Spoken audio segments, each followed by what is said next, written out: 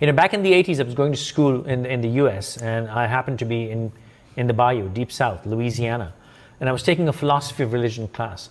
So you know, I would get into arguments with the evangelists. They'd be standing in the Union Square, you know, with the Bible in the hand. And I was young, I was naive, and things were much safer in the US back then. So I would engage them every now and then, you know, while between classes I'm sitting there. And so one day this person says, you know what, you're going to hell. And I'm like, why? How can you say I'm going to hell? He says, you're going to hell because you have not accepted Jesus as your Savior. I'm like, you know what? God, I'm a God-fearing man. I'm a good man. My conduct is good. And I didn't know much about even my own religion at that time. I was all of like 18 years old. So I went to my philosophy of religion class teacher and I said, you know, somebody told me this today. And he goes, next time that happens to you, you go and tell them, let God be the judge of that.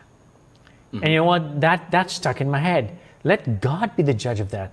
The only thing you should or can judge me for is my worldly conduct, my abiding of the law, my behavior to the fellow man, my conduct in society. That we can discuss, that you can make a comment on. But my belief and faith is absolutely private to me. And from that incident, because that was really early in my life, I realized they have no superiority over me, and I have no superiority over them just because I was born in a certain kind of faith and you were born in a certain kind of faith. And right. What's ironic, Dennis, in my opinion, is that 95% of the world's population did not choose their belief or faith or religion. They were born into it. Yeah.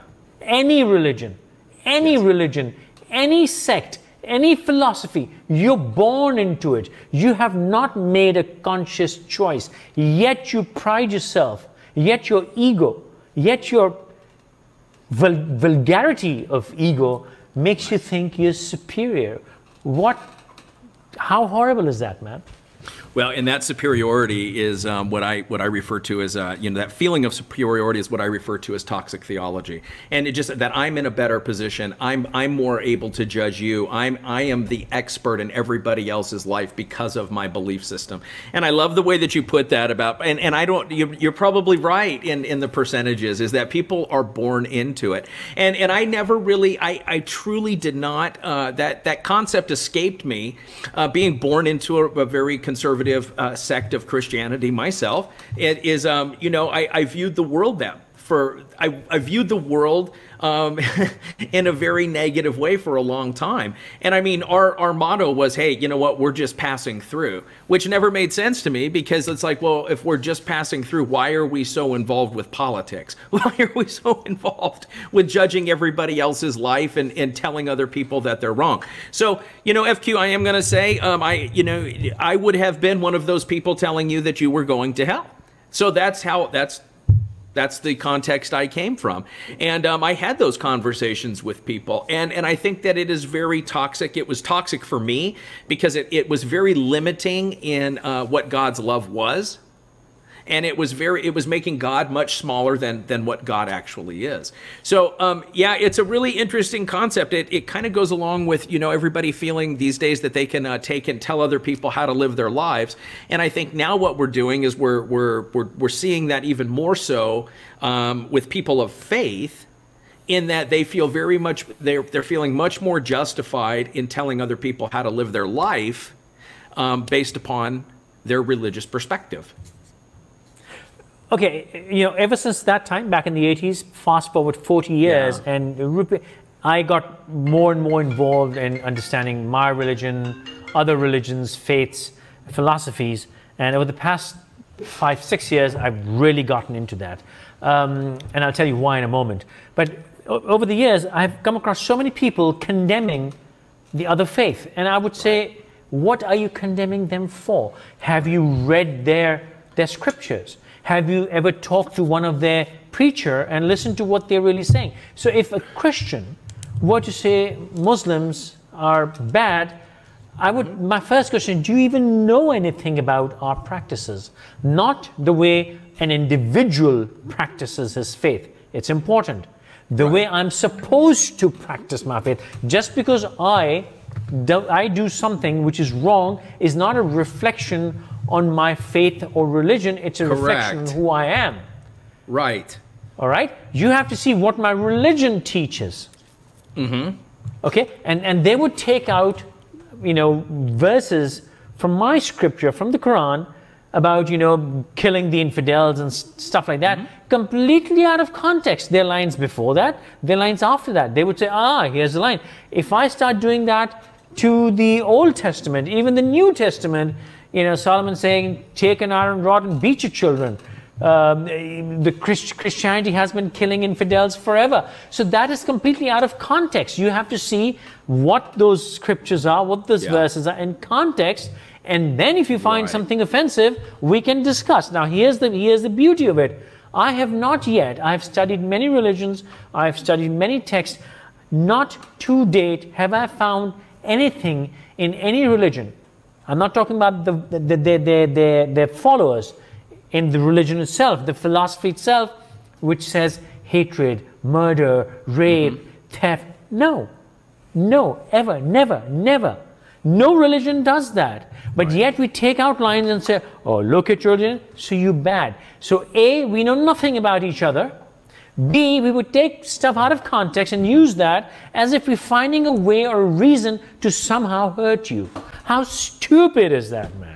Right. It absolutely detracts from, I believe, what with what religion was intended to do, which is to take and provide value to our life, provide a better sense of community. And what we've tried to do is we try to take.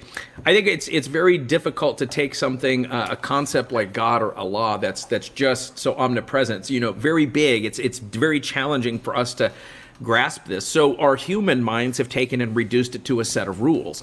And those rules change depending upon context, depending upon culture. So there's a lot of reasons for that.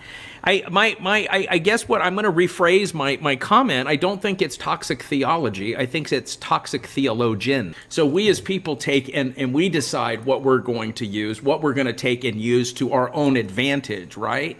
I mean, if you think about, somebody was just asking me the other day, like, well, why what's this whole thing in the Bible about, women being submissive and why do men want that? I'm like, so that men retain the power. I'm like, people that truly believe in these concepts, they understand love, they understand caring for one another, they understand serving one another. I mean, we all, when we take and use religion to subjugate somebody else, it becomes toxic.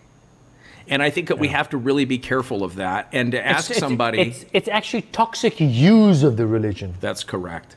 Yeah, because it puts it, instead of taking and using religion to serve somebody else or to help them in some other way, regardless of their faith, what we're doing is we're taking the opportunity to elevate our own position by saying, because I'm elevated because I can say you're going to hell. So that automatically justifies my position and sets me off as the expert. Right? And what I'm going to suggest, FQ, is what I really, really challenge everybody to do is because I see this online a lot, is saying, oh, well, oh, wow, you believe in this? How can you be a Republican and a Christian? I think that we need to stop taking and looking at others through that lens or that filter and stop applying it to other situations because we don't want it applied to us. We don't want other people applying that to us. I mean, I've been on enough broadcasts now where I can see the comments come in and from, people in your part of the world that refer to me as the infidel. Well, I mean, that's no better than me telling a Muslim that they're going to hell because they don't believe my way. We're all more alike than we like to give our than we like to give credit for. At this point, I'm going to plug in one of our shows is about, how people need to mind their own business. Don't spew out your negativity and hatred unsolicited, where it's a situation which doesn't affect you, which has nothing to do with you. Mind your own business and walk away. Judging other people, commenting on other people's business, intimidating other people, putting down other people. That's stupid, man. You need to mind your own business. Absolutely, mind your own business, for sure. Dennis, you know what's even more beautiful, man? Earlier I said that people don't know about the other person's faith, yet they judge and condemn. I just realized 95% people do not even know their own faith. The faith for which they're willing to kill and die for, they don't know it. I can bet you I'm just throwing numbers, man. 80% Christians have never read the Old and the New Testament cover to cover and tried to understand it. They've just gone to the Sunday sermon, or listened to the preacher, or listened to the priest, whatever he's given them, and taken that as a full and complete religion. Am I right in that number? I don't know. I mean, I'm saying I would say it's a very high number. It's probably pretty high. It's probably pretty high. And you know, but even like in Christianity, you have a very big difference. In some, you know, the group I came from said the Bible is the only book, the only text. But to your point that I didn't even know my own religion, it's only been since I left that church that I actually found out the origins. So it wasn't. I was taught that this is exactly the way Jesus did church back in the day. And the truth is that the church I was a part of came from the 1860s and the Reformation movement right here in the United States. It was the American Reformation, not even the British. So we keep dividing and subdividing, and we make all of these different sects of the same groups at the end of the day. And so like it's really, really interesting. When we would come, a big topic in my group that we literally criticized and condemned others for, we would go, oh, have you heard it? Like there's another church opening up there. Yeah, but they only use one cup. So when we would take the sacraments on Sunday, you know, my group, we used multiple cups because we just felt like it was more safe and hygienic. But we criticized those that only use the one cup, even though because somehow I knew of a group also that they met in an upper room. They met in an upper room because in the New Testament, Jesus met in an upper room, and so that's what we have to do. So we take advantage of the stuff we want to take advantage of. We apply what we want to apply, but then we also take and reserve special parts of these holy texts to criticize and judge and condemn others. You know, in conclusion, Dennis, you know, what's sad for me is I'm a God believing. I believe in God. I believe in divinity. Okay, so God sends us all these prophets. God sends us teaching, learning, disciplines of life, conduct, the commandments, how to live a larger life, how to behave, how to deal with other people, and all that. And we reduce that to a fabric, a cloth, a ritual, a cup, a size of your appearance, the color of your hair, the shade of your sleeve, the length of your pants. Would reduce all this universe, this divinity, to that. That's how sad, and I'm sorry, but that's just sad, man. That just makes me sad. It is very sad, and it's disheartening. And what I like to just tell myself, and what I tell myself all the time, is that God is big enough to share. God is big enough to share. I mean, I grew up in a version of Christianity that literally there was only going to be like 3,500 of us in heaven. Really, all of heaven, there's only 3,500 people.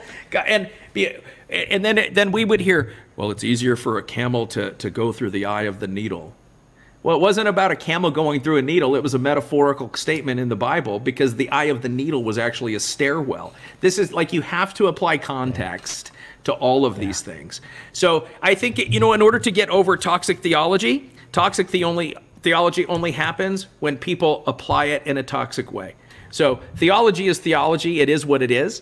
We have such an amazing opportunity and a power to apply it. And I'm just going to, my prayer is that everybody applies it in a way that serves other people, that doesn't have anything to do with their belief system. I've learned that, you know, we're all trying to kind of get to the same place.